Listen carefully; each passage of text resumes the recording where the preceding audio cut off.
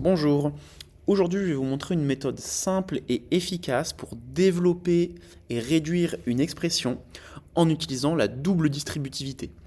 La double distributivité, c'est quand on vous donne une expression avec deux paires de parenthèses qui sont multipliées l'une par l'autre. C'est important de comprendre que l'opération qui est cachée ici entre les deux paires de parenthèses, c'est une multiplication, même si rien n'est écrit. D'accord ? La multiplication peut être sous-entendue. Souvent, ce qu'on a l'habitude de faire, c'est de dessiner des flèches, comme ça, qui vont nous indiquer quelles opérations il faut faire. Alors, on peut dessiner les flèches, c'est vrai. Moi, je les dessine quand même, mais c'est pas vraiment une nécessité. L'idée qu'il y a derrière ça, c'est qu'il faut comprendre qu'en fait, on a 4 flèches, parce qu'il va y avoir 4 opérations à faire. On veut multiplier chaque nombre de la parenthèse de gauche, c'est-à-dire 3x et moins 5. On veut les multiplier avec chaque nombre de la parenthèse de droite, c'est-à-dire 2x et moins 4, comme si on voulait faire tous les couples possibles entre les deux nombres de gauche et les deux nombres de droite. Ces flèches, elles nous indiquent toutes les possibilités.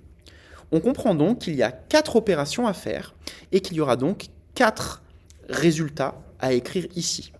Alors souvent, ce qu'on apprend à faire, c'est à écrire toutes ces multiplications dans une longue ligne de calcul dans laquelle il y a des plus, il y a des moins, il y a des fois, et souvent on s'y perd.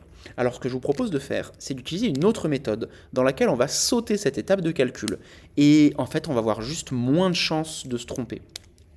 L'objectif, ça va être de respecter des règles en 3 étapes. Pour chaque opération, il faudra bien respecter ces 3 étapes clés.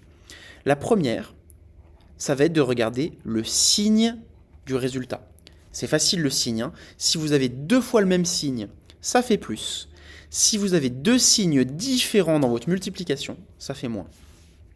La deuxième étape, ça va être de calculer la multiplication des nombres. La multiplication des nombres. En fait, dans chaque opération, il va y avoir des nombres qui vont être multipliés et on va regarder combien ça fait. Et enfin, la dernière étape, c'est de compter le nombre de x, c'est-à-dire la puissance des x. On va essayer, vous allez voir, c'est assez simple. Je commence par faire mon opération. Personnellement, je commence par les flèches rouges, mais ça n'a pas d'importance, l'ordre n'a aucune importance là-dedans. Je vais multiplier 3x par 2x. Ces deux nombres, ils n'ont pas de signe, sous-entendu, ils sont positifs. Donc positif et positif, le signe, ça va être plus. Ensuite, je vais multiplier les nombres. 3 fois 2, ça fait 6. Et enfin, je vais regarder la puissance des x. J'en ai 1, 2, c'est donc x au carré. Et c'est fini pour ma première multiplication. J'ai plus qu'à passer à la suivante. 3x fois moins 4. Je fais une petite remarque ici. Vous remarquez que j'écris pas plus, j'écris rien. Pourquoi ? Parce qu'en fait, si c'est un nombre positif, mon résultat, je mettrai un plus, et si c'est un nombre négatif, je mettrai un moins. Et j'ai pas besoin de rajouter des signes en plus qui vont m'embrouiller mon calcul. Je reprends. 3x fois moins 4, on a un nombre positif ici, et un nombre négatif. Ils sont différents.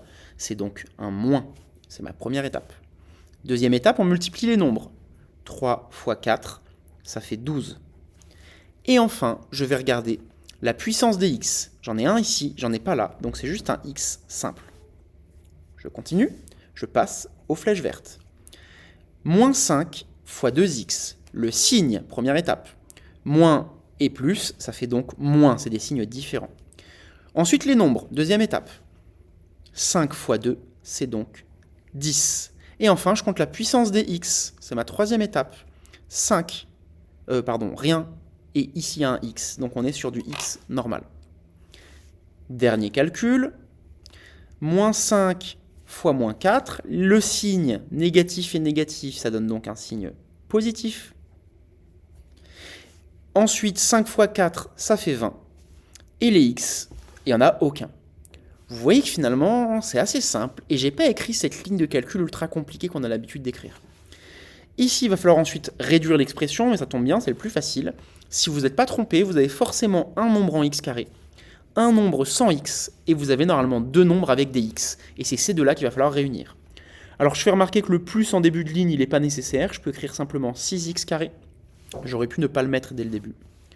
Moins 12x, moins 10x, ils sont tous les deux négatifs, ça va dans le même sens. Donc on a perdu 12 euros, puis perdu 10 euros, c'est comme si on avait perdu 22 euros. Donc moins 22x, plus 20. Voilà, c'est tout, c'est terminé. Donc en 2 étapes seulement. L'étape compliquée et intéressante, vous l'avez compris, c'est celle-ci. Et ensuite, il s'agit juste de réduire l'expression.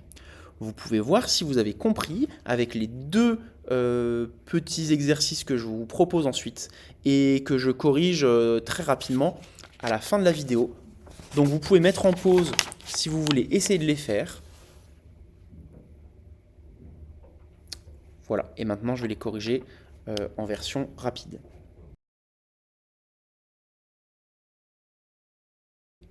Et voilà, vous pouvez vérifier vos résultats. Petite remarque, le 1 ici n'est pas nécessaire, on peut écrire tout simplement -x si on le souhaite. J'espère que vous avez bien compris.